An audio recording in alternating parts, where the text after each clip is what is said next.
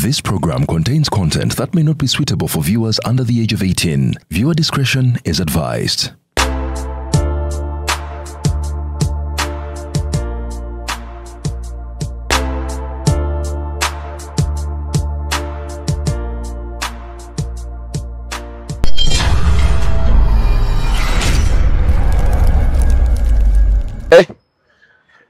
Kinewunyisa kiri kimu tonyizanga taatawo oba maamawo naye era abazadde bw'obanga omwana akunyiza ebigambo ebimu temubikasukanga mangu.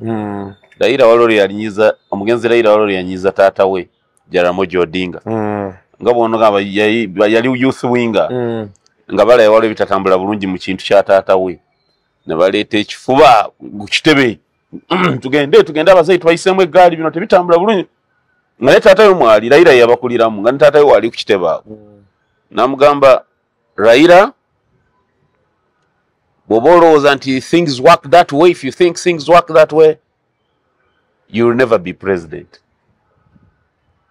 Taata we yakyogera mu busungu era afudde takikutte nera nti and he has been too close I think for over 3 times nera was meant to be abazadde mba munyiiga ng'olina kyokasukira omwana ebigambo biri meeting ng'obikozesa olulimi lulabika lwamukwata. Bannakampala Central ne bannayuganda mwena mwe mulidde empanga ku mulundi guno londa busobozi londa bukozi londa omuntu anaabeera ekyokulabirako. Omubaka Abraham Luzi yeewaddeyo okubeera omubaka wamwe wano mu Kampala Central. Ono yekka yajja okutwala ebirowoozo ebinabbululwa Kampala. Abraham Luzi musajja w'abantu musajja mukozi muntu w'abakozi. Bannakampala mwena mulonde Abraham Luzi mumuyiire obululu w'olaba Luzi tikinga Sarais Toro kale mwena banna business abayiribi bannabyamizannyo abalimi abasuubuzi abalina ebibiina abali uptown namuzigeto. Abraham Luzi bw'oba olonda Abraham Luzi ye mubaka wammwe owa Kampala Central addako londa Luzi Abraham jukira Sarais Toro.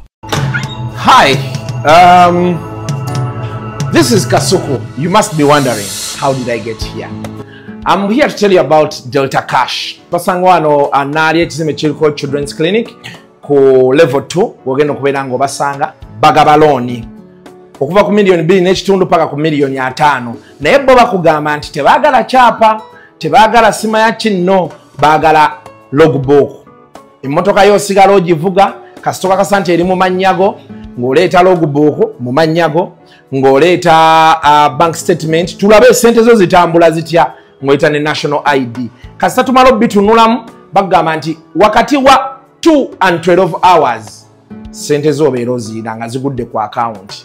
Ng'ogenda abasuubuzi mugamba Kasuku URA emisolo gitulemye okkiriyalinga ebintu babikwatidde China osobola okuba ng'oli eyo ng'ogamba nti waliyo ate akaana kankutte njagala ndyerooni nkatwale wa Dubai ng'omanyi nti zijja olina diiru z'ogamba essaawa olina kakola ki jangu wano enaalya ku Delta Cash. Osobola ogenda ne ku website yaabwe www.deltacash.ug nojulizaamu awo nga tozze wano byonna byonna n'obeera ng'obijjulizaamu awo ate akasente ne kasobola okubeera nga kakusanga ku akawunti yo gy'oli. Emunaavaawo era Kasuku toyambye eggwanga lino obeera mu bya kisiru kati mbaleetedde Delta Cash. Emunaagaana owulira ffe tunaabeerawo banyumyako nti mwaggwamu wabi si wabi.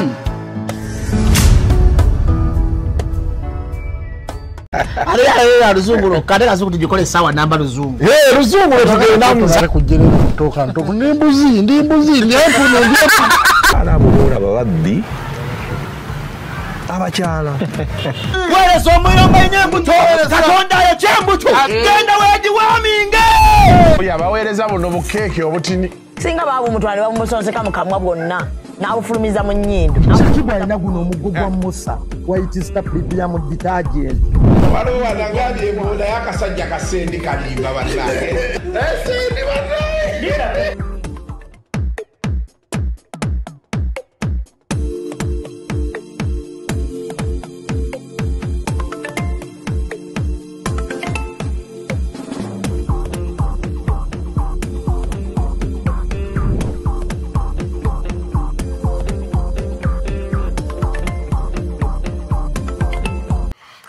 Welcome to yet another edition of Kasuku Live. Munaku olwaleero as usual tuba twegattiddwako Honorable Mubarak Munyagwa, President Common Man's Party, ng'akabonero lusaniya. Ekintu kitambula. Sebo nsanyusa okulaba. Nsanyusa nnyo President. Ogamba otya? Press Secretary emirimu sinagikwasa maanyi mmanyi ogiragira mu booti naye kamalirize ebinsumbuwa wano. Tuli mu kulaba ne omukulu ono. Omanyi kati nina ebintu ebinsumbuwa bya mirundi ebiri. Ne ku ssomero gye ndi sinasetolinga in. Ku masters. Tugezaako okulaba how do we harmonize programs kino you know okulaba you can't move fast. Kitwadde tugamba ab'omupiira eno nti league format empya nga mugireeta tesobola tugwako bugwi. Yes. Change eyina okubaako engeri gyejjamu netuyingira netusaasaana. So we are trying to harmonize a few things, then after that we roll out tulabe we tubalansinga kino ne kino ne kiri. Enene campaign ekwetaaga abantu bakutubuuza. Ekituufu. Yes, bulijjo tubeeraga Kasuku aliwa, Press Secretary aliwa. Kitugenda okubeera abantu abali n'abanyonyodde nali musajja wa DP kino nkiddamu saagala muntu abeereko kwebuzaabuza oba kubuzaabuzibwa. Nali musajja wa DP nebeera n'ebintu byerowooza nze naye njiwagera naye sirina kaadi yaabwe kuba kibiina kyali kibiina kya jjajja wange yafa ne bakojja bange bonna kyebawagira simanyi oba baakyusa naye be nalabanga bye baliko sikyabitegeera bulungi ate kandidate waffe ate naga ngenda wagira bali ne ŋŋamba kale ate bwe nkusangira ne nga ate waki neesiba kuba tammanyi ng'ate gwe wooli oluba okwata ekintu ogawugamye waayi okirifuuti emu ati kukubeere kumpi wano mukama wange olifuuti emu okitegeera anaye fuuti nnenemu abasajja ekintu bakibadde okumpi nekimanya kibakuba tteke fuuti nnene beera nga nti ekintu okiri oti okikigwezezza bwoti. So Common Man's Party kyekibiina kati kyempagira era kyenzikiririzaamu n'agenda yaayo. Sooka buze kubatulaba n'abatuwuliriza. Abatulaba mbalamusiza Kasuku nsanyuse nnyo okubanga okwata obudde n'owa campaign eno obudde kuba naawe sigwa omwangu ennyo oli wamba zuulu nnyo naye okubanga owa campaign eno obudde nsanyuse nnyo. Last time abantu sho baajagala nnyo lwakuba abamu ndowooza tebaategeera bulungi kye wali oyogera ku Lufalansa. Ekintu ky'Olufalansa ekyo maybe okukibakiralifayingiramu nze nga Press Secretary. Ekintu ky'Olufalansa tebaagamba nti oluzungu lugenda vaawo. Oluzungu lugenda sigala nga national language. Naye manifesto yaffe egamba nti twongereko Olufalansa nga second language. Oluswahili bw'oba oyagala odduyiga oba toyagala. It is up to you. But when you look around the francophone countries worldwide. Exactly. Olufalansa lujja kukola more monetary sense to us than Oluswahili. Kuba Oluswahili luli wano muba twetoolodde. Naye kati tunuulira Congo, tunuulira Gabon, tunuulira Senegal, tunuulira Cameroon. Ebyo byokka omuntu ng'omanyi Olufalansa omanyi osobola ogenda n'osoboseeyo. Ne bw'okomaawokka Congo Kasuku mu mawanga ga Africa yokka ly'eggwanga lisigaddemu opportunities. Buli omu addukira Congo. America eyagala kuzimbayo amakolero ga lithium batteries. Manyi motoka kati amafuta agaddako ag'ensi eno gali Congo. Motoka electric cars zikozesa lithium batteries. Lithium batteries bazikola mu cobalt. 75% eya cobalt reserves mu nsi yonna ziri Congo. Kitegeeza nga bw'olaba Saudi bw'erina obugagga kati Congo yeddako. Omuntu ana planning okuwamba Congo kufa abagyetolera n'asookayo yajja okugaggawala. Even nalabye yali president wa Congo Joseph Kabila bali Nairobi yagenza meeting aba opposition abalala ndowooza ayagala kukomawo ne bamusalira ogw'okufa ekinshasha anti yalina abayeekera yalabikirako eggoma n'abayeekera ba M23 ne batuuza court martial in absentia namusalira ogw'okufa kata kyabeerayo Congo yali okusooka yali abeera Lumumbashi nawo naddukawo n'agenda South Africa gyavudde n'ajja eggoma. Lumumbashi okimanyi kibuga kya Congo kiri eri Zambia wansi. Gye yava n'agenda South Africa kati we yajja n'ajoininga aba M23. Kati alina M23 eggoma. Neera ne bamusalira akalabba. bamukwatirako bamukwatirako namusalirako naye abakulembeze ba Africa kati ekintu ye mwennyini ye yakiwaayo. Was he forced out? He was not. Twalabe successful transfer of power. Ng'agamba afuzeeko kyafuzeeko agenze. Bayinza okuba bafuna obutakkaanya ne President Tshisekedi. Wano nga anti omanyi Tshisekedi naye bagamba mbu yeekyusa. Along the way yatuuka n'agamba sekijja kukola bwekityo bassebo ne bannyawo. Kakati Tshisekedi okumuwa ekisanja ekisooka yali wakusatu. Bakabira be bali mu gavumenti. Nga balina candidate wa bali omuyita Emmanuel Ramadan Sadri. Ramadan Sadri ne bamuwangula. Ayamuwangula bali bamuyita Martin Fayulu. Martin Fayulu mumanyi. Fayulu si ye nanyini kirabu eno. Ye Tipi Mazembe. Oyo Mosei. Oyo Mosei. Yes. Martin Fayulu yali akola mu Total. Bufalansa nga musajja alude banga ina sente. Bwe yajja wabula ye wo mu Central abalinga abaganda. Kati yali avuma bakabira nti Baswahili Banyarwanda balina okudda ewaabwe. Ne Ramadan Sadri nga bamuyita Muswahili Munyarwanda. Bakabira baba wangula. Bagamba tetugenda kwa Martin Fayulu is a tribalist. Ajja kututawanya. Tuwuzanye ekifiiriza. Tuwo omwana w'omugenzi. Tshisekedi taata we yali yagezaako emirundi nga mukaaga ng'alemererwa. Bangamba yali opposition. Yes. Toga tuwo omwana w'omugenzi. Tuzanye ekifiiriza. Ne bagamba Tshisekedi ogenda kulayira nga takikiriza. Tshisekedi bamugamba nti ogenda kulayira nga takikiriza. Ne mukyala we yali Belgium. Mukyala we nga bonobeera mu campaign nga n'omukyala ataaga bijjamu. Mukyala namugamba gwe twawangudde jangu tulayira omukyala nga takikiriza. Nera Tshisekedi yamulaba kulayira kwe yali atya nti bamutezekako ddyo kumutta. Yalina bode ama bajje abatulaji bannyonyole etayitamu masasi. Bulletproof. Ekivest ekitayitamu bulletproof vest. N'ajambalira ne mu kooti ng'ekkooti emutipye n'alemwa n'okwogera kubanga yatya. Bano okumulimbalimba bamugumya alayire namugamba manyi yambala bulletproof amasasi tegagiyitamu. Namwambaza nga civilian yenna nemutipa n'aga tusoke tugijjemu sissa bulungi. Bwatyo Kabila bwe yeeta Tshisekedi. Kakati sisuubira nti bantuse ku extent eyo kirabika Tshisekedi oba waliwo bye yavaako. Tshisekedi alina bye yavaako yeefuula. Kyavula ne M23 ne Kagame. Ate ono akuli M23 Cornel Nanga akuli M23 yali chairman wa Electoral Commission. Yalangirira Tshisekedi. Laida. Yali chairman wa Electoral Commission. Ndoza balina ebalagana naye n'abeefuulira n'atabituukiriza. Ne wabaawo obutakwatagana obwo. So nze oyo Kabila ne Tshisekedi batakwatagana ne Kagame. It should be Kabila, Tshisekedi, Kagame. Ne bajja okutereeza Congo. Bonna basatu. Kagame ne Museveni. Ne Museveni. Uganda erina okubeera involved. Naye ku luno blame baadde bagikanyuga nnyo eri Uganda. Bachazi bagikanyugira Kagame nabone bagizze eno nti obuzibu obuva Uganda. Butya. Nti be bali mu M23. Sisuubira but Uganda ina capacity ezikiza olutalo olwo. Kubanga ye superpower region. Uganda yesinga amaanyi muno. Abono. Kasuku ejeri ya Uganda bogenda mu South asobola oluyimiriza South Africa yeka. Ate South Africa bejja kusanga obuzibu bunene. South Africa jeri abo y'amaanyi asobola okuliyimiriza eno waggulu Egypt yokka. Wano mu region Uganda ibina na Uganda emuyisaamu eggaali. Naye problem Uganda gye yakola yali engi kukkiriza amagye gayingire mu byobufuzi. Ne UPDF ye jeri singa amaanyi wano mu region. Oba oyagala oba toyagala. Mu Great Lakes. Mu Great Lakes UPDF ye jeri singa amaanyi. You see, NRM omanyi n'omubitabulako kalungi. President Museveni mukwagala okwenywereza mu buyinza.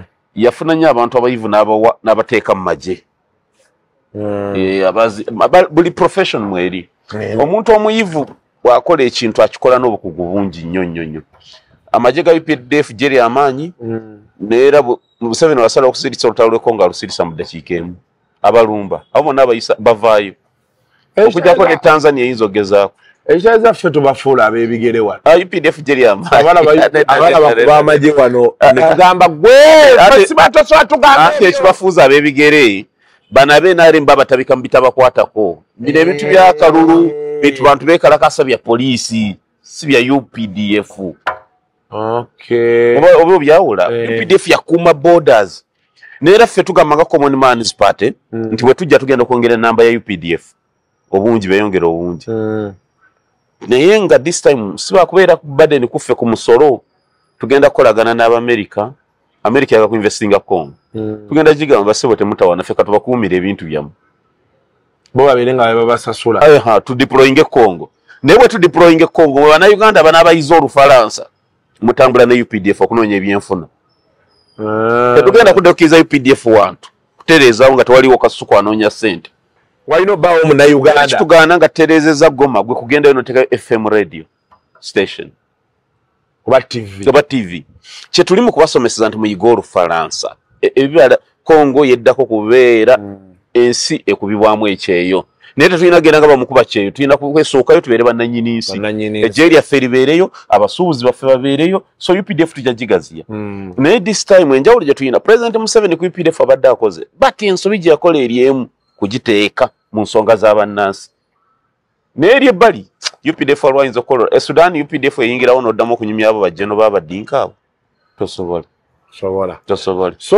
So awo naona tugenzo otuukawo nga tunnyonnyola abataakifuna bulungi luli nti Olufaransa is a more commercial language than Swahili. So the Common Man's Party yegamba yojambuyinza egenda ku adapting a French as a second language. Yes. So that osobola okuva wano n'ogenda n'okola ki ekintu ekyoyogerawo kati ngenda kugamba waliwo Abannayuganda bamanyi Oluwarabu. Nese bakoledde ddala ssente mu nsi z'Abawarabu. Baseeka abo balaba abagenda Ebuwarabu. Bansonyiwe saaga kuyingira nnyo mu layini zaabwe. Naye ssente bazirina. Bawandika proposal ne bayoola ssente olw'olulimi oluluko olwolaba. Banti basobola okuwandika n'okwogera. Yes. Ensi zonna abantu baagala bakkiririza nnyo mbagwira bamanyi ennimi zaabwe. Babeera feeling you are one of them. That's why Nigerians are everywhere. Osanga Omunigeria ng'ayogera Olufalansa. Omunigeria nga bw'ayogera Oluwarabu weewuunya. Abanigeria bo tebali ku ebyo tebali rigid. Nabo balina Oluswahili lwabwe waabwe baluyita Hausa. Omanyi olulimi lwayita Hausa. Luwulira. Hausa ina ne channel number ku DSTV. Exactly. But Abanigeria tebaluwa maanyi. Bali kuzino nti ensi ziri nnimi ziri international. Abanigeria boogera Oluchina tobala. Nkuwulira bo baabala nti awali akafuna olulimi lwe tuyiga. Mbagambye Congo ensi yonna yaga ku investinga Congo olwa cobalt. Amakolero gonna bagalagaza Congo eri nga batwala biwedde. America tayagala kutikka ebyo bitakataka nti ebitwala waabwe kubigira. Factories zigenda kubeeraawo. Congo so tuyigiriza abaana Olufalansa beesogge Congo. Naye America bwe bayingiridde ddala mu by'e Congo. Trump nga kisajja kigezi. Nnyo. Anti America yatereza ensi eno America ne Bungereza. Gwe computer eri mu kasimu kano k'okwata ne weeyagala. Singa teyali mu America singa eno esimu togirina. Baana balaba ozisa. Naye baana balaba ina kye baavumbula kye tuliko tumalira budde. Oyogedde ku UPDF nenzijukira mu kalolo kali akawedde. Abapoliisi baatukubirako ebiseera nali nkyali ku Spark TV yawo ne NTV. Ne batukubirako ne batugamba bannange temujja kukavaringa downtown.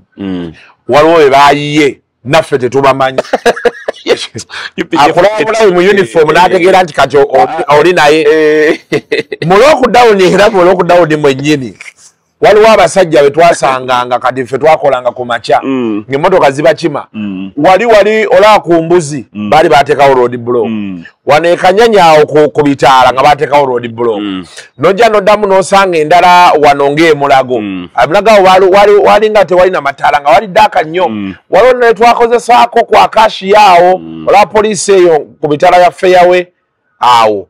Naye nga tusanga abasajja nga bawa nga baddugavu ng'akubuuza ekintu kimu kyokka identification kyokka nga kyayagala kyokka tasobola kunyumya naye nti halo omanyi ffe tusanga asirikale kalina wala abakulu bazionga ni mukyala fucking shit biki ebyo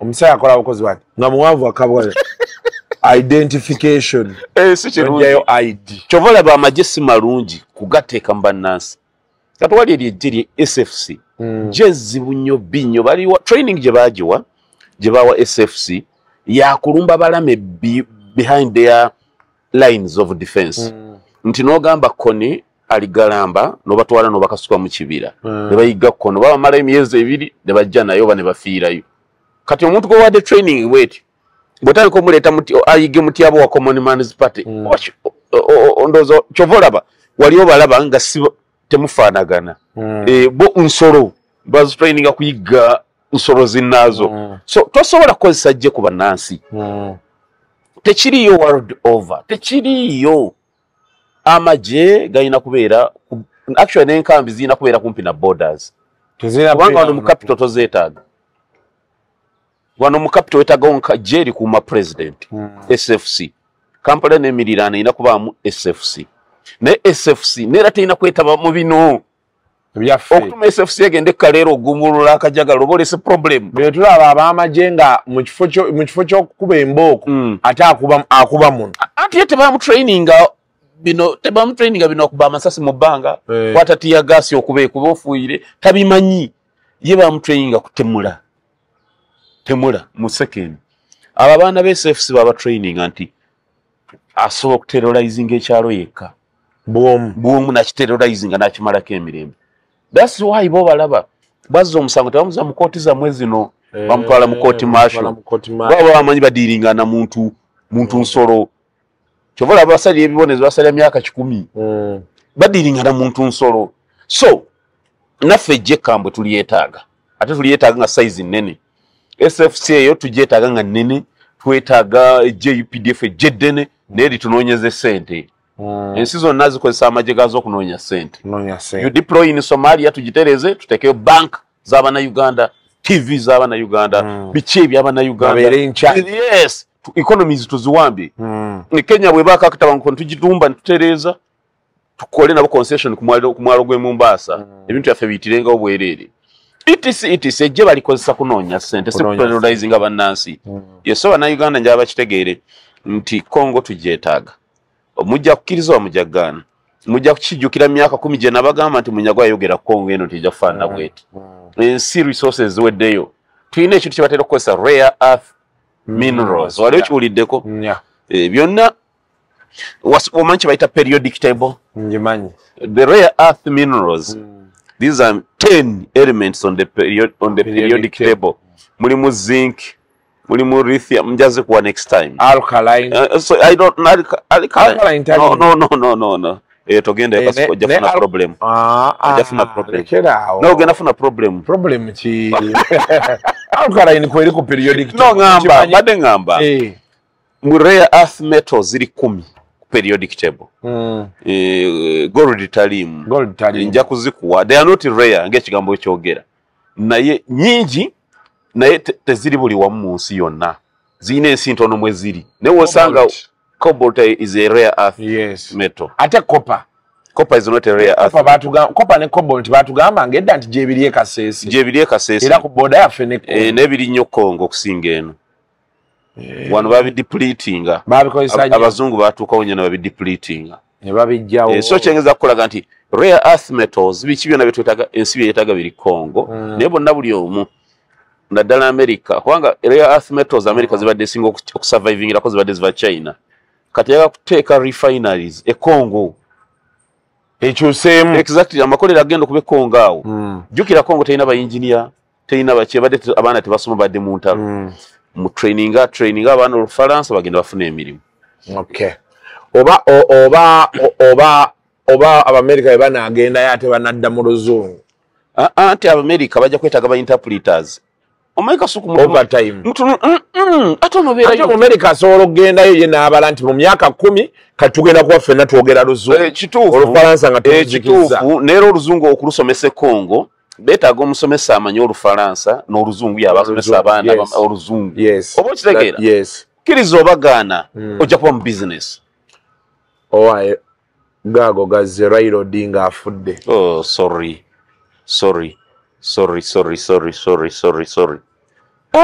Raila Odinga myaka 8 abadde musajja wamwe abadde musajja Dr. Besigye nnyo inna lillahi wa inna ilaihi raji'un ebyo byonna nga bikyali awo gundi Dr. Besigye ali kuki tukubira gavumenti y'omulanga President Museveni tumusaba apadoninge Dr. Besigye bwe kiba kigambo ekiyinza okumukolera obulungi kwaffe tukkiriza Dr. Besigye emisango egyo mijweteke naye president ye bw'aba awulira nga kyayagala okuwulira is to pardon at least please pardon Dr. Besigye muleke amuleke you see Dr. Besigye twali naye nga takkiririza mu kukozesa lyanyu kutwala buyinza nga neera kitugamba ebyo biveeko tukozesa civil disobedience okuguguba naye omuntu yenna yalimba President Museveni nti Dr. Besigye era anoonya drones kuba nnyonyi ye kumutta kukola ki yamulimba so tubadde tusaba president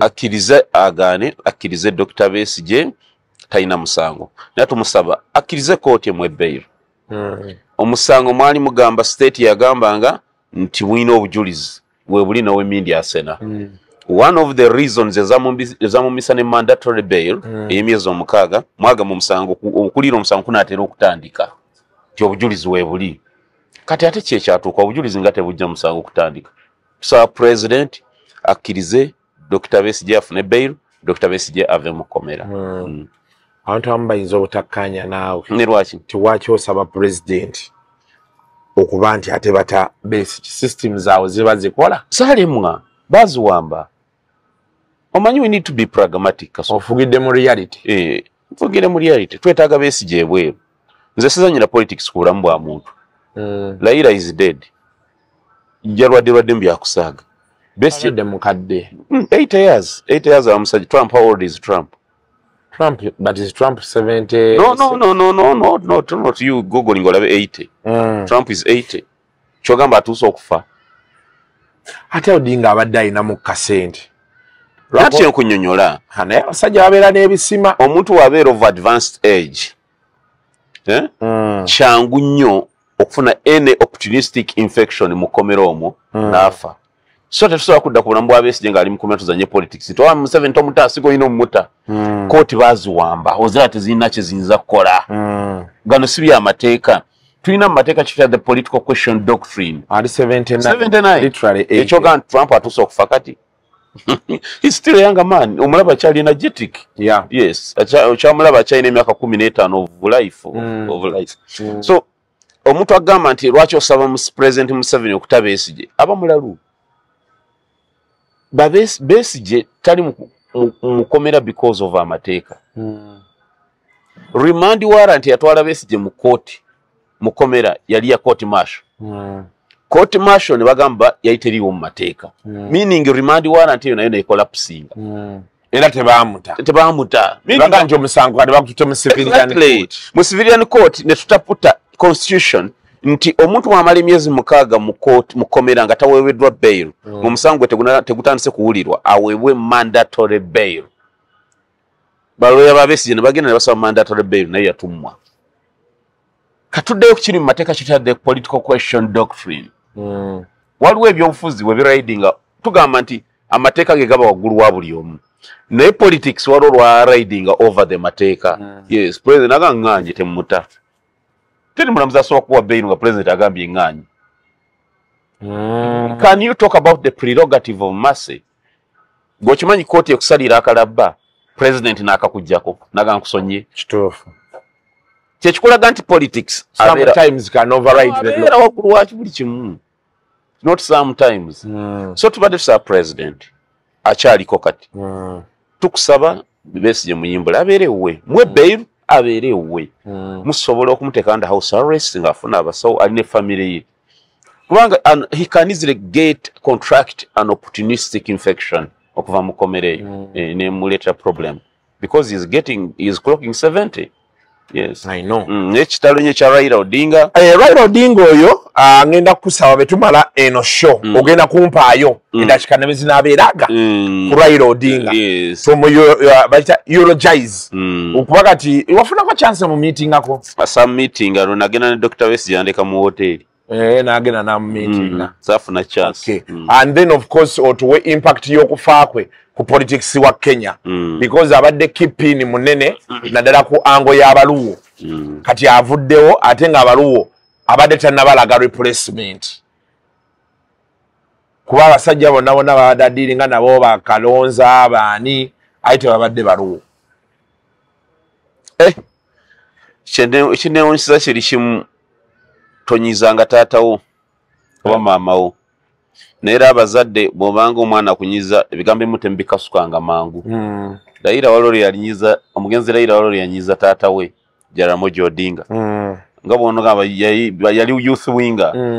Nga bala wale bitatambula bulungi mu kintu kya taata we. Ne baleeta ekifuba kitebe. Tugende abazai twayisemwe eggaali bino tebitambula bulungi. Nga taata we mwali Raila yabakuliramu nga taata we wali ku kiteba. Namugamba Raila Bobolowooza nti things work that way. If you think things work that way, you will never be president. Tata we yakyogera mu busungu. Nera afudde takikutte. Nera nti and he has been too close. I think for over 3 times. Nera was meant to be abazadde mbamunyiiga ng'olina kyokasukira omwana. Ebigambo biri meeting ng'obikozesa.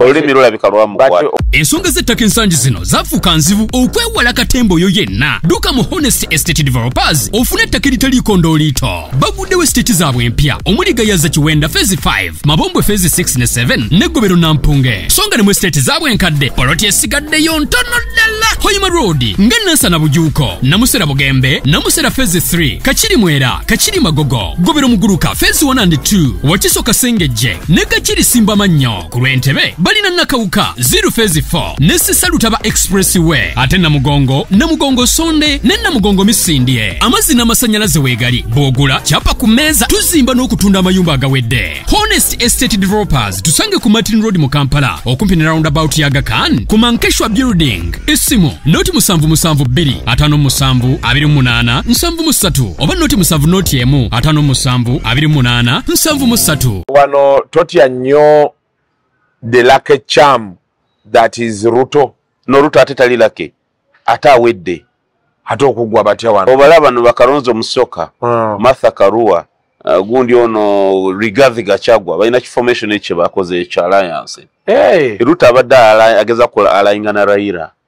Ne Uhuru. Kati Uhuru abadde ali ati. Ne Uhuru ye his for peace kwa abo bagagga nnyo. Abadde bagala mirembe.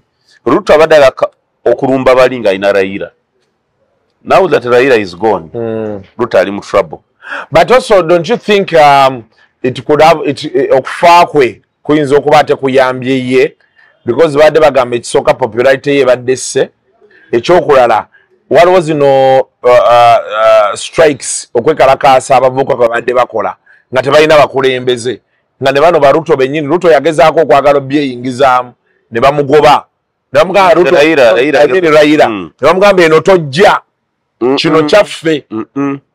Ruto singa campaign ene abadde ayingidde mu campaign nga bakoze alliance ne Raila nga Raila deputy president gundi abadde ajja kuba y'amaanyi nnyo. Raila as a running mate abadde ajja ku rejuvenating a campaign Ruto politically. Now that he's dead, Ruto must recalibrate. Kati alina okuta alliance ya ODM ayingire mu alliances endala alina okuleeta Bakalonzo Musyoka on board Martha Karua afune eri tiimu ajabuluze aba Eugene Wamalwa alabe basikasikayo kuba kati Rigi ate yali eri nane Rigi naye apikinze ground ate ekyenyawulo kyalina mu Kikuyu anti he can't stand kuja hunga impeaching the impeachment decision. Court must impeach the impeachment decision for him to stand. Tasobola kwesimba Gachagua can't stand. Is bad. Bamu impeaching. Until when? Court singa court egamba no ngamba tekina period of time. Is it 7 years? 7 years I think. Kati balera bamugaliddeyo 4 2 terms. He can't. Ne Kalonzo amanya agamatchinga gondi agayina. Bugundi. Wade bamutunuulidde Kalonzo. Raila nga bwafudde. Uhuru gwabaddawo ekitiibwa. Chances are high nti Uhuru agenda kubuukira abali Bakalonzo. Ruto abagenze Ruto nera taina choice kuduka afukamire maso ga Uhuru twogere kata agenda mu balancing eri yato Uhuru fakati yasigaddewo. Yes. Ne family ya Jaramogi Odinga ndabanga na yigadde mu byobufuzi bye Kenya. Ndaba waliwo yali mutabani we yali agezezzaako okujja. Aina muwala we ndaba tekivaayo bulungi. Teba amanyi abasajja ab'amaanyi tebatera kuzaala nnyo baana b'amaanyi sometimes. Kiva babazaala ne nurturing. Kati gwe Kasuku oli kyoli because wakulira mu nnaku. Eyo party teriiwo olekeraawo. Aliwa simanyi kyogeza kutegeeza. Party ya nakulira mu nnaku teriiwo. Muwala waffe bamuyitaani? Mowana obulamu bwakulidde musi bwakuliramu. Gwakula bubi. Kati Mowana teekako nnyo budde ayinza obutavaamu Kasuku. Ekyo olaba si kirungi baana kubateekako nnyo ssente wadde ozirina. Ssente ezo abaana bakulira mu ssente banafuwa. Jaramogi Odinga yakwata Raila Odinga n'amutwala e Germany. Raila Odinga effujjo limulemesa z'okusoma e Uganda. Yali wano yasomera wano. Sorry, Kenya. Mbadde manyinga yali wano. Kenya. Effujjo lyamulemesa okusoma. Yakuba omusomesa. Ejinja. Yakuba omusomesa ejinja n'amwasa omutwe. Jaramogi Odinga yalaba omwana waayo nooneka n'amusitula n'amutwala e Germany. Raila gyasomera n'asokera mu college n'asoma mechanical something then n'amala n'upgrading into a mechanical engineer. Bwe yavayo n'adda ku University of Nairobi kwe nga lecturing ng'asomesa mechanical engineering. Naye Raila olw'okuba Jaramogi Odinga yali mukalubu nnyo yakuza Raila n'omukono ogw'ekyuma. Raila naye n'abeera musajja nga sitasaaga. Neera mu muku eya 81 waliwo ku eyagwa obutaka bwa yali ya 81 nga baagala kuyiwa Moi. Raila yagirimu. Ne bamusiba emyaka 10 bakuba oyo kumutta obusi. Neera Raila abadde bamulaba abadde abeera n'akatambaala mu ngalo nga waliwo eriiso erivaamu amaziga. Eriiso bali kubanavu ne zoonooneka nga amaziga gayiika gokka. Bamusiba mu ngeri eri brutal bamukwata ne bamuyisa bubi nnyo. Ku eyo yagirimu. Byali agamba taata we okulumba taata we kali kenkugambye nti gwe muli bamusibya byayi. Banasaba tulina kubayoola bujoozi. Taata n'amugamba Odinga, if you think things work that way, you'll never be president. Ekikolimo kya taata we ndowooza kirina kibambi kimukutte. Naye Raila simulaba mwana gwalese mu bonna bw'obugagga bulese mugagga nnyo nesiraba mwana gwalese mu bonna ayinza kujjayo ekifaananyi kye. Ayina muwala wona yali yagaana okufumbirwa ng'agamba nti yagafumbirwa taata we ng'ali mu State House, embaga yagikolera mu State House, member wa parliament. So simanyi but family ndabanga nayo egenda okutagala ennyo ku byobufuzi bya Kenya. That is the end of the road. I think so. Sina kyendaba egenda kubanga ya Moi bwogera naye bwetagadde bweri mukutagala. Moi ayina Gideon mugagga naye making inroads.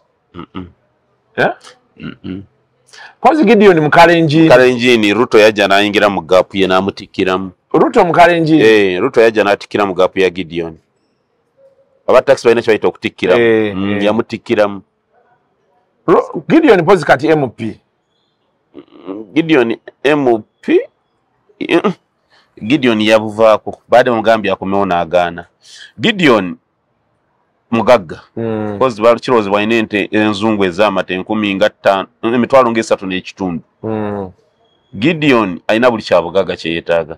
Naye bwa president ndabanga gaapu ye Ruto yagikiikamu emmotoka. Abakalanji ne bamuva mu ngalo. Naye of course when he chooses to make a comeback anyway. Projects wa Kenya oyo. Iringa Ruto Uhuru Moi yamuyamba okumuzimba. Uhuru naye teyandikomyewo. President Uhuru Moi yamuyamba. Mama Ngina yegayira Moi n'asembeza Uhuru oyo n'amutereza Uhuru yali mu America nga ne bwamala okusoma nga yekubira drink atandise nakwagala kuyimba Garasera kwagala kasuka marapu. bere yanga temuva mu ngalo so Moi mamwe ne yegayira Moi so abantu abalina sente nze ndowooza nzikanya ne government ne bwakabaka bwa Bungereza abalangira obutoononeka batwala mu magye ne bakola ko abajjemu ekyejo ne balaba drills ate bagendera ne muliro bya yes kubanga ono Prince Harry yali mu Afghanistan ngavuga helicopter nwanyi so babatwala mu magye ne batrainingira ebyaddala ne bamanya abantu kye bayitamu naye waliwo ekintu kyenyala okubuuza Honorable Munyagwa kiki ekifudde politics wa Kenya ow'enjawulo ku waffe okulaba nti bw'otunuulira for example Ruto's rise to power has been through alliances. Yalikoko mu government ya Kibaki, yalikoko mu government ya Moi, bagivuddemu ne bagenda ate ne bakwadagana n'Odinga, ne babeera n'Odinga, aye ne bamuddukako, ne bakola ekyabwe, kwe bakwatira obuyinza, ate ne baawukana, kale ate najja mu kiki okitegeera.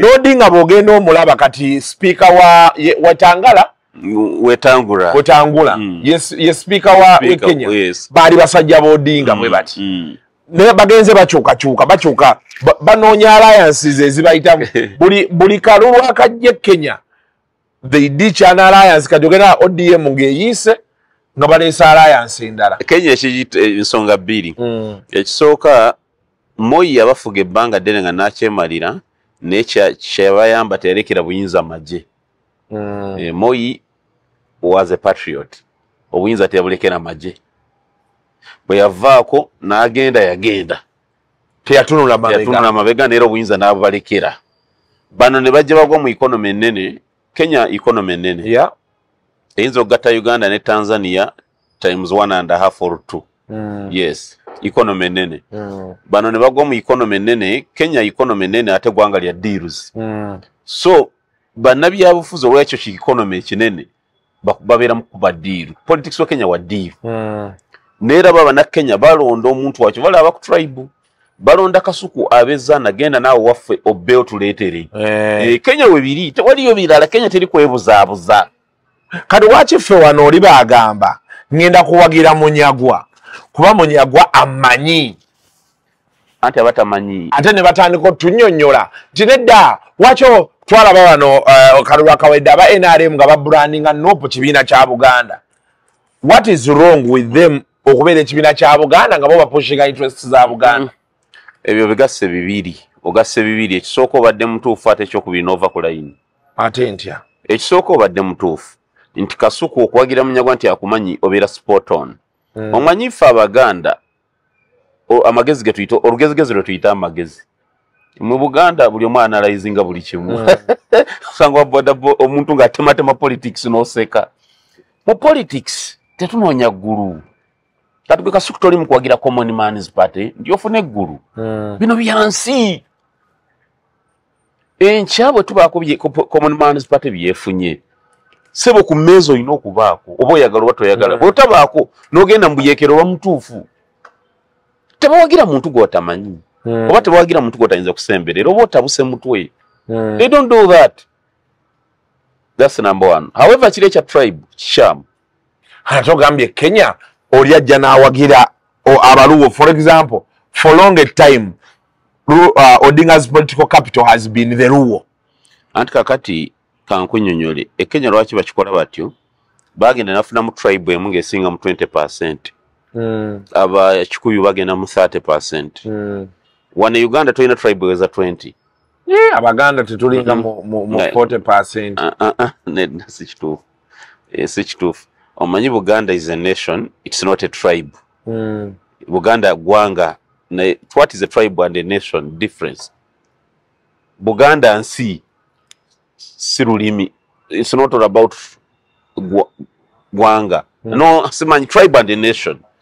Buganda bwekyoyita Buganda mulimu abaluuli mulimu abavandimwe abamuganda wange Gashumba a sizable number so Buganda etusomba kakati bwogamba nti ayogera Oluganda kwe ngenda okukolera political party omuganda Kasuo yayogera Oluganda point of origin missing yes ne mu Buganda bajja kuwanguliramu botegendereza mu district ezimba jaze kuwangulira nze nyina yakataka obuntu ntwegomba ne Rwengo nayo tuke wale bifo byotuka mu egomba twina twagena Dr. Besigye Mubende kola campaign twali abone basemuju nga abamanyi olunyako lefe twayogera fekate nga tuli mboganda you get the point bogende ye bululi egundi eno ono yali asiwuse empisa Sabanyala ali agalo kuwamba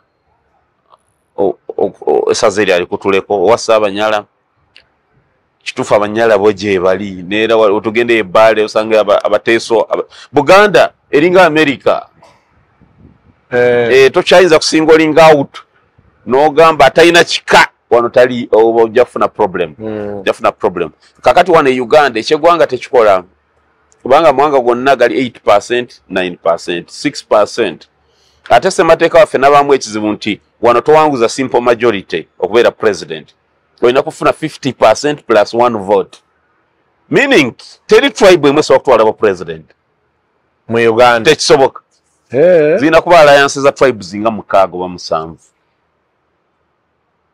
so echa tribe oba okizanya wegendereze oyinza okubeera n'ekibi nze natwalinga mu deep mu UID bali batukwiriza okuba area of State Square nga tugenda wao ntuyimbe nyimba egumire ne muyimbe egumire DP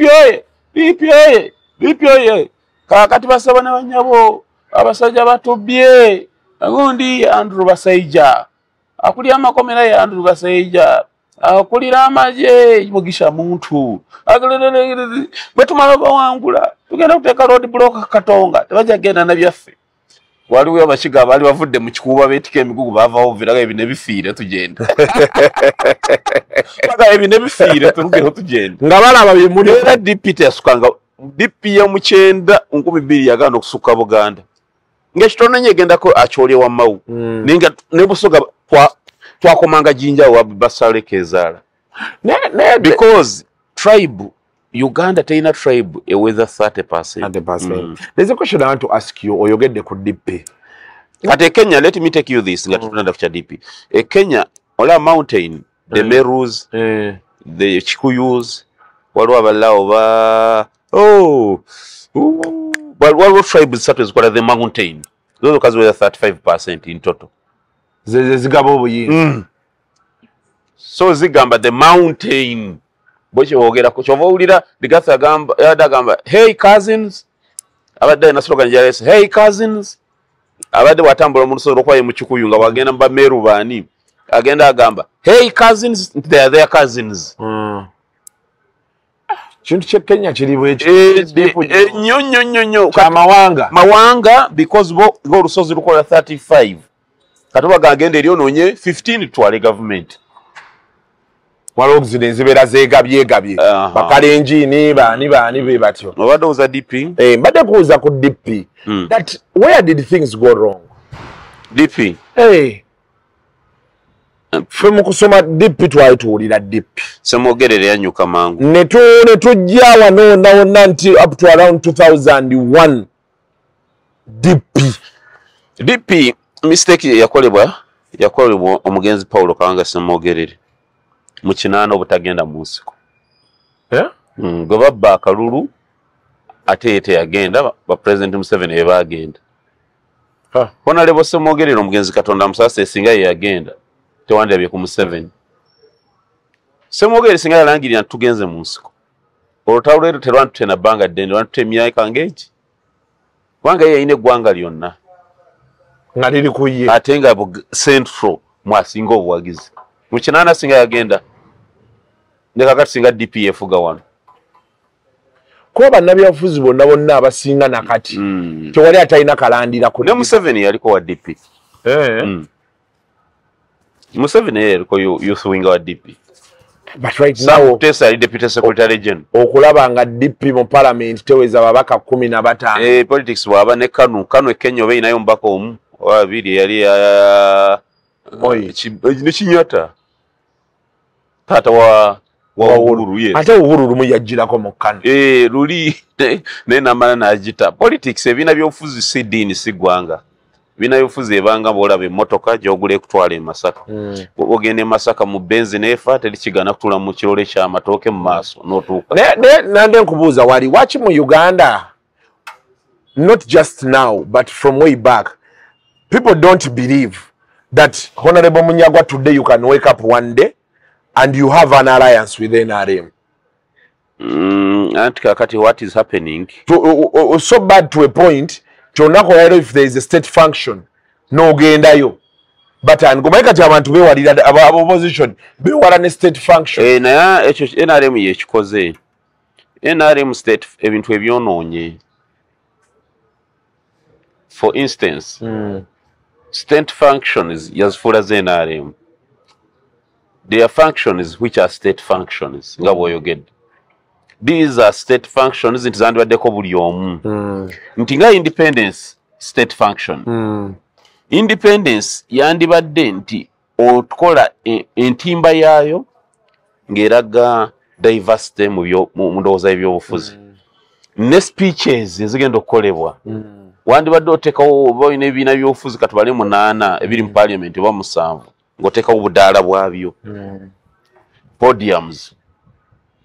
President wa CP jangu oyogera bwa Jema jangu oba okitegeera Jema newe bwa sente zireeta abantu baayo gundi nawe bwa sente zireeta ne kibeera bivulu all inclusive nebo state function NRM osange ekitimbenga mukolo gwe NRM neera bo emibale egibosi ya Uganda oye Abamerika jo bawulye balina chances za bulusi zabakola USA obotero zifollowinga it's not gotero kulenga bagamba Republicans obotero bilanga babyogena ba Democrats USA NRM yalema okuzimba chances yezo nti Uganda kati nga state function yalabete bakakala kayero naka no tsanga omwogezi kati fe twagenda ne besije erukunjiri twagenda twatendingeko Independence Day erukunjiri nero kwago tutuuka katuze ku attendinga enyaniriziwe yatwaniriza wagiranga balinga bayaniriza abayekera neje batuteeka eri okuteeka bali ku lusalo ngolinga baba teeke ku butebe bumwasa jute ne batuteeka bamaliriza ofona pondo betandika okugera na independence nagasebo your excellency olwenkola enfuga ennungi NRM ennungi kyova nabo opposition bavude bakyuse begase ku NRM can you imagine olwokuba mugenzi nera besije nasituka naga tuveeko fete tunakyuka tuve ku mukolo ate ngumi netokota bana besefisi katono batujjemu amalokoli nga tebagala tugende katono batujjemu amalokoli.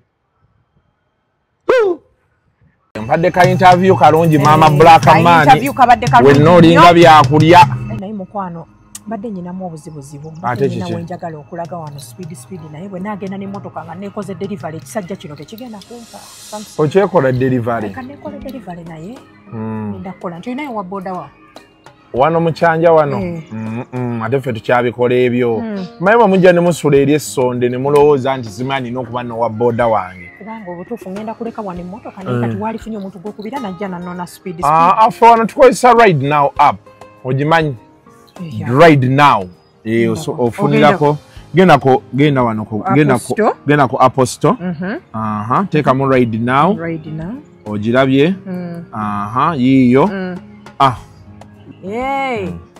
ebintu byabwe dakiika 2 nga bangi nga bakufunye dda kati omusajja mugenda munyamunyamu luseke nyamunyam sawa yakwekola delivery omwana ow'obuwala nga this is nice kwetwala dakiika nga 2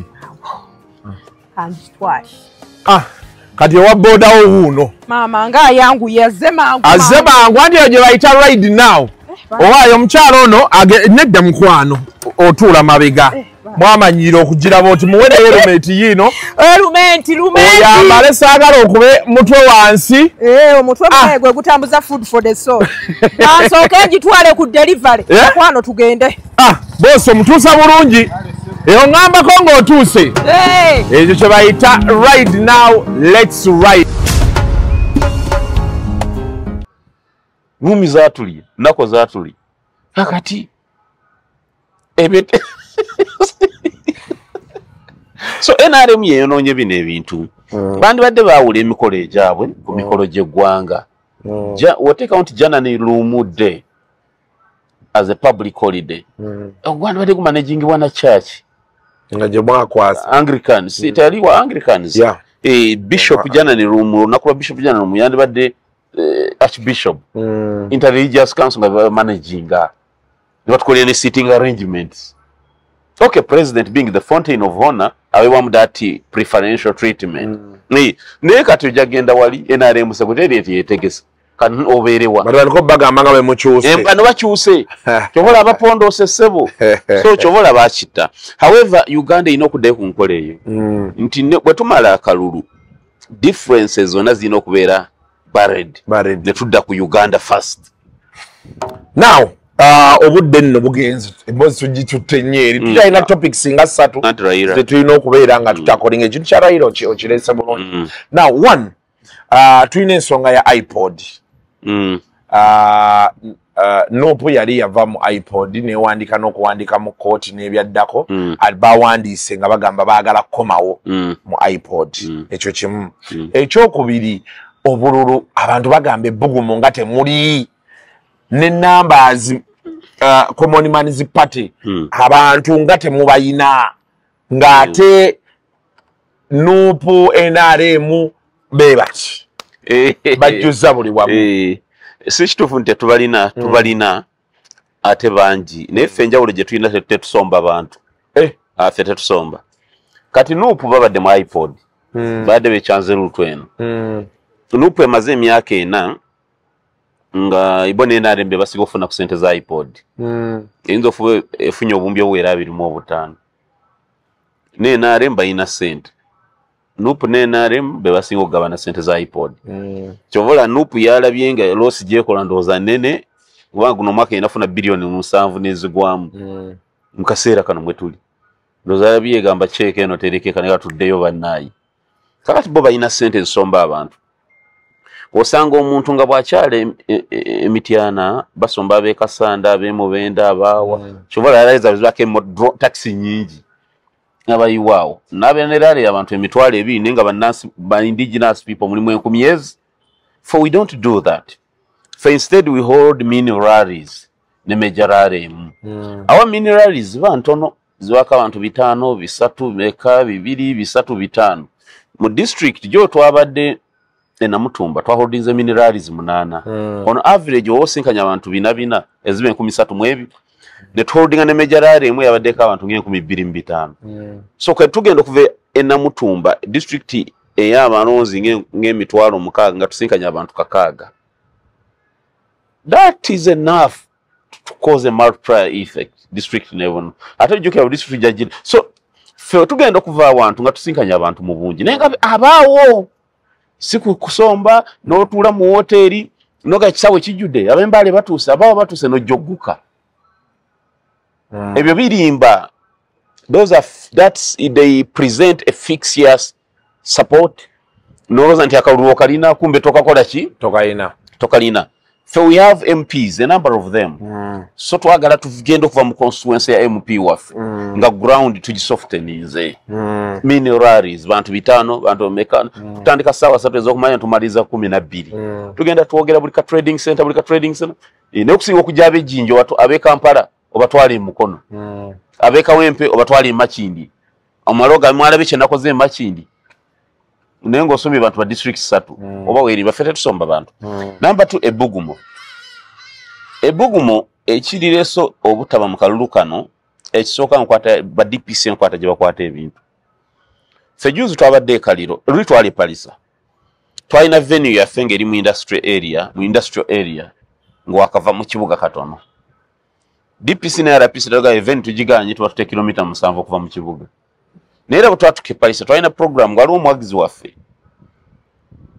mukyala wa member of parliament waffe we palisa nga tufumbidde lunch baga tugenda kwa lewo omwagizi waffe tulye lunch tumaye tugende ku venue yaffe natugande lunch temujajjiri wano temuyingirawo kakati bo campaign bwe zitaba mbibuga tewaba bugumo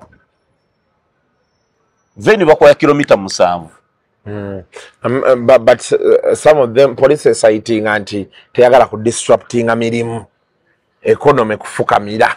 Kati let me tell you obulimba bwe twayingira mu Paris arugeza kuyingira mu mpaka abantu were people welcoming or they were not. Ewa. Emirimo gy'abantu abantu benyini bali mu kugamba leka abakulembeze baffe bajje batubuuzeeko ate go gamba nti saagala kusannyalaza mirimu. Balimba they are liars. Now ngatuwonzika okuva wano Trump missed out on the Nobel Peace Prize last week. On Friday, balangirira mwanzi wa Nobel Peace Prize. She's a opposition leader of Venezuela who is currently in hiding. But a few days later, Trump yasobola securing a ceasefire agreement wakati wa Palestine oba Hamas. Kuba iba nyinyonyode ne banga Palestine ina government. Kate waliyo ne ba Hamas. Byanjawulo. So yasobasodo okufuna ceasefire ya Israel nabo era olukiiko lwatudde Egypt.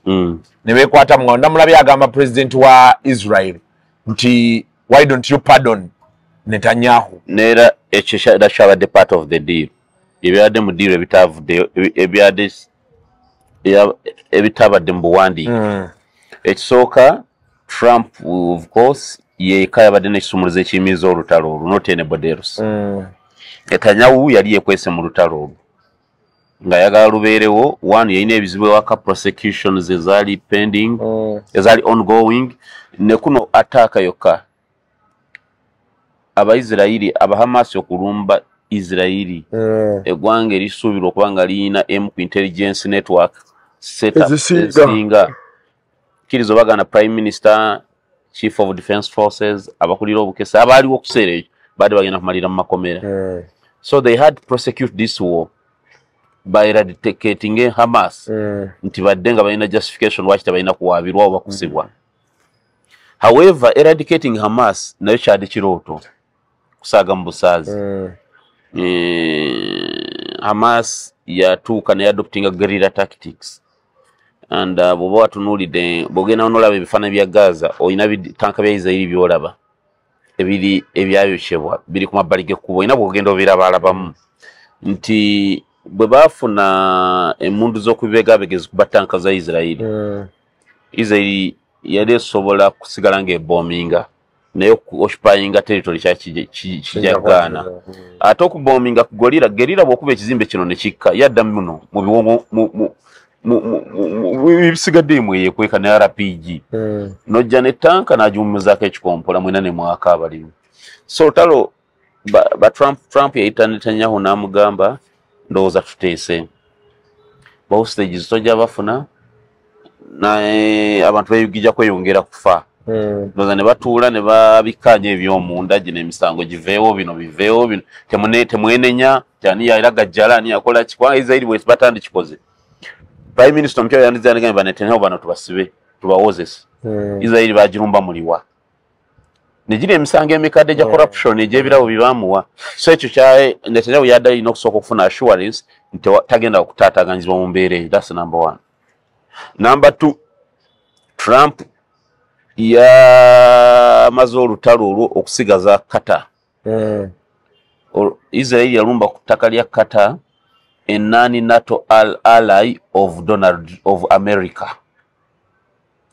Qatar is a non-NATO ally of the US. Yabasobeza ebintu bingi. Base esinge mu Middle East ya America eri Qatar. So it was a betrayal. America yatwala obuvunanyizibwa okuuma obwengula bwa Qatar. Teri missile yantonye ku ttaka lya Qatar. Patriot missiles za America ziri ku ttaka lya Qatar ne zitagikuba. Kitegeeza Israel yabalimba nti batuli ku patrol kubanga ennyonyi za Israel ndo zitera okuyitawo ng'ejo ziri za America in the making bazirane balanga they are friendly ndoze bali relaxing ennyonyi za Israel ndo za patrolling ate yongeze kuba mu Qatar kyaswaza nnyo America ng'eyina kumala olutalo luno to manage to cut their losses. That's number 2. Number 3, what was unprecedented, America Trump engeri lining abakulembeze bensi on short notice. yagambye abamu yabakubidde 20 minutes wabaddewo president wa Indonesia bamuyise by phone call. Indonesia eggwanga erisinga y'abasiraamu mu nsi, and it's a very big economy, and it is one of the beneficiaries of the South China Sea. Gegamu ku mawanga gaali gatandise okwekulubesa ne China mpola mpola. Naye okujja president wa Indonesia emisinde emiri emabega wa Trump yabadde symbols. It was of a great political symbolism. Waliwo n'abala president wa Faransa yabaddewo, prime minister wa Bungereza. Actually Trump yatuse n'agamba nti bannagagga b'ensi bonna tuli wano, tekigenda kutulema kuzimba Gaza. Naye ekirala kyeyakoze ekyakanze ensi teyaluddewo. Bwe yamaze speech yalinnye naddayo ku Air Force One. Shami El Sheikh Egypt teyafunyewo na dina.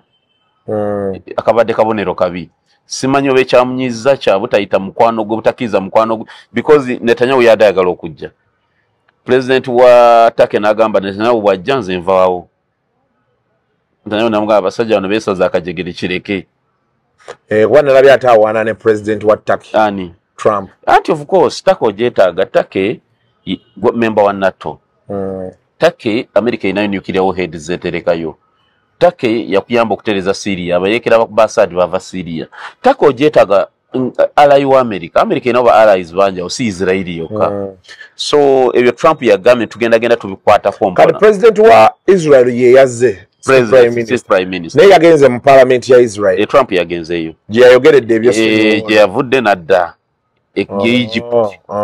Ne Egypt why did they choose Egypt? Shami anti kakati nakugambye wano superpower aliranye mwanga ga Buarabu superpower ga Egypt. Ate yakwatagana alina border ne Israel ne Gaza. Gaza ina border bidi. Border soke jina na Israel yenyini, border yokubiri jina na Egypt. Bobona ogulawo Rafah crossing border ya Gaza ne Egypt.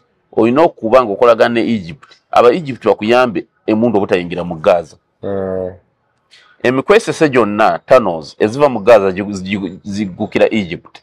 Bw'otaba na Egypt on board tosobola kutereza Gaza. Bw'otaba na Egypt on board Israel tosobola kuba na mirembe.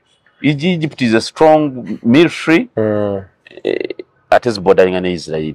So Shami El Sheikh conference eyo yabadde nkulu nnyo. However, kyenjagala ntegeze buli ayagala emirembe. Emirembe gino tegigenda kulastinga. Kubanga ba Trump bagala kuleeta government eyebweru etali yaba Palestine, efuge Palestine. Ngekulirwa Tony Blair. Wajiwulidde? Yaba technocrats ngekulirwa yali prime minister wa Bungereza Tony Blair. Balete n'amagye agali international gakulirwa America bajja n'Amerika okutereza Gaza. Badde majizimbe n'okudisarminga Hamas. Hamas yari calling abalwanyi kasanvu badde ku duty. Iba mukwata mundu kasanvu. Bajja kubeera mu clashes na skirmishes. Nsuubira bandi badde bakola up arrangement nga ne Hamas mweri. Ne ba integrate, ne baddamu, ne ba restructuring Hamas. Ne bagitwala for refresher courses. Ne babajja mweri mu guerrilla approach badde bakwata mu nafuuka a military force eri professional. Ne baba professionalizing police the Gaza Strip. Ne banagenda clashinga tebajja kumalako. Ekyokubiri sisuubira Hamas kukakana nga waliwo abasibe baaya abamaanyi bakyali mu kadukulu ka Israel. Teyatadde bonna. Israel yatadde 2,000 naye waliwo abasigaddeyo. Hamas beerabanga baddaling. Marwan something. Simanyi oba ne maiti ya Yahya Sinwar erabika n'omulambo gwa Yahya Sinwar Israel yekyagulira. Kati Hamas enkola yayo ebadde nti mba mukyalina abalwanyi baffe. Ffe tubasumaagiriza ntubakayo abantu bamwenga 10 ne tubabuzaawo ne mutuwa bali. Ekyandibaddewo kye bandikoze Israel ne Hamas ne Palestine. Kyandibadde kye baakola yali Corporal Gerard Sheriff something. Sheriff yali waliwo Corporal Sergeant owe Israel gwe baawamba. Mu kumutta ne bagamba nti okuswapinga abasibe kubeere all for all. Hamas mutoyo ffe tute bonna. Otherwise bw'osigazeena abasibe bano bajja kwagala okukwatayo abalala ba Israel babanje bali. Olutalo lujja kudda ngoba mwagala batutemwagala. Egye bayita geopolitics. kati gwe tubeera tudiscussingako nga tuwunzika okuva wano nakoze interview ne Innocent Tegusuulwa nantegeeza nti Honorable Munyagwa musajja wange tuti nnyo era tetweta nnyo naye yanfuna bubi yanfuna bubi nali sikuba ye nali simulwanisa in fact nali muwagira nti approach ye gyaleese lwakuba ndowooza abaamuwa amawulire obayagala bangamba omusajja agambye oli nakyemalira nti olusani yaluliko Munyagwa nakyemalira naye ngenda munoonya I'm going to look for him mwete kusula tuli ba Luganda bennyini ebitalino byakusaaga era nantegeeza nti kaadi teyagifuna kaadi bamuwa alina we yali asabye ne bamuwa ewalala ng'ate tamanyiiyo kati nga ebintu byalina okukola okukwasaganyaayo n'asalawo kasigale mu kibiina oyo material ya member wa parliament Tegusuulwa omukisa omubi gwe yafuna yabeera n'abantu abatamanyi kapasite ye omanyimu abantu babala mbino ebyokuweereza ku mpewo balowooza they take you lightly tuliwo okusanyusa abantu they take you for granted oli bwakulaba nga wali mu kivulu kya pastor Bugingo ng'okutte ejjambiya Bugembe agamba n'atamanyi nti nyinza okuba wano nga ngenda kuba MP of course osobola tuyinza n'okumala akalulu kano tugamba candidate waffe ku East African member of parliament candidate tulese Kasuku tukutwala mu parliament tugamba gwe tuteke ekigaana sawa baka bakulonda ogende mu iyala kyekigaana tekiriiwo nera sitandika okirowoozaako teweesiriwaza esaawa yonna mu kadi nkugambye kyekigaana you a member of the party fe ntugamba gwe tuleese Kasuku nti aba weetegeke ne tugenda teekako amatayiva mu ebyo bibaddemu tugenda Arusha naye abantu banyooma abantu kati Tegusuulwa baali nabo tebaamanya kapasite ye tebaamanya kale wiiki eno betutyo betutambudde kitalo nnyo ekya Honorable Raila Odinga, former Prime Minister of Kenya, former minister in several capacities, and of course so many other portfolios he has held. Yalagala cha commissioner wa AU chairman. Yes. Wa AU commission. Bakarulu. Omwana naga papa be yafa nti nekyo nakyayinza okyagala bwabadde ayagala nnyo ebifo abadde nga bano ab'ebitiibwa ng'ayagala nnyo ebifo buli kiseera n'ebitiibwa but bakusiigidde-sigiddemukko ekifaananyi mu maaso eyo bwe tunaa tufunye obudde tujja kwongera okuddamu mwogerako mu bujjuvu nja kunoonyayo n'abantu abalala basobola okubeera nga bamutugaayizagaayizaamu Right Honorable Raila Odinga agenza okufa nga musajja we Besigye ali mu kkomera ne babadde bakyakwatagana nnyo kale amawulire agenda okuyisa Besigye obubi gabadde ga mirundi ebiri Besigye okufiirwa Garuga Musinguzi n'okufiirwa Raila Odinga Garuga ali teyadda mu NRM badde ne Besigye bati bambi ali nalabye estate ye bagikaayanira bwe biba baba omuntu bwafa omukisa gwe bintu biguba kugenza mwina bigabana bugabanyi naye Garuga yali mugagga the man was bloody rich but anyway that is life sama tweyanza nnyo katukusabire president wa Uganda addako Honorable Mubaraka Munyagwa tiikinga olusaniya w'olusanga wiiki ejja tugenda kuwandiisa ba MP baffe buli kifo tulinawo MP so tugenda kuba program tugibategeeza nabatutya bwe tugenda okubeera nga ba MP baffe ab'enjawulo naffe list tujja kuba tugibawa eventually era tulina press conference wano olwaleero tetugenze mu campaign tulina press conference wano okutegeeza ensi ba MPs bali mu kujja okutandika okulaga public ba MPs kale until next time mubeere bulungi mweraba.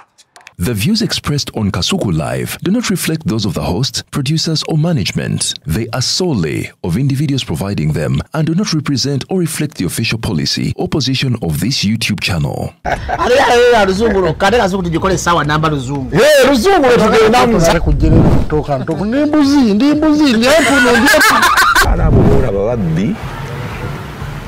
Abakyala werezo omuyomba enyembuto katonda yekyembuto genda wegiwaminge yabaweereza buno bukeeke obutini singa baabumutwale bamumusonseka mu kamwa bwonna n'abufulumiza mu nnyindo.